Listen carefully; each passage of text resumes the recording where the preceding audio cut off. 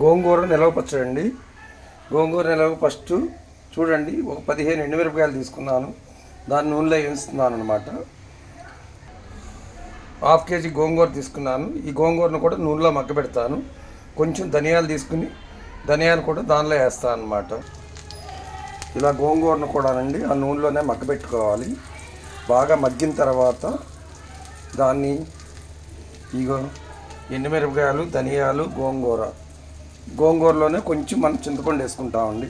ఇప్పుడు ఫస్ట్ రోట్లోనండి ఈ వేయించిన మిరపకాయలు, తర్వాత ఈ ధనియాలు వేసి బాగా తొక్కుకోవాలండి. తొక్కుకున్న తర్వాత అలాగే పెట్టుకున్న ఈ గోంగూర కూడా వేసి బాగా తొక్కాలి. బాగా అంటే మన మిరపకాయలు కచ్చాపిచ్చగా ఉంటేనే బాగుంటుంది. కొంచెం కారం, చాలామంది కారం వేస్తారు, కానీ కారం కన్నా కూడా మిరపకాయలు వేస్తేనే బాగుంటుంది అనమాట.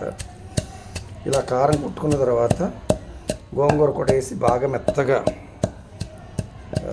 చేసుకున్న తర్వాత ఉప్పు తగినంత వేసుకుని చూసుకోండి. ఎవరికి కావాల్సినంత వాళ్ళు అంత వేసుకోవచ్చు.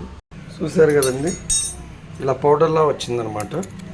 ఇదేంటంటే ఉప్పు, తర్వాత ధనియాలు,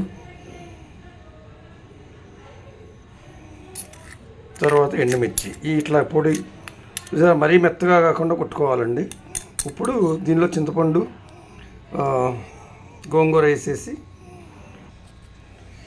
ఇలా తొక్కి పెట్టిన దాని తర్వాత నేనేంటంటే రెడీ అయిపోయిందండి. కొంచెం జీలకర్ర వేసాం, ఉప్పు చూసుకుని ఇంకా దీన్ని తాలింపు పెట్టుకోవటమేనమాట.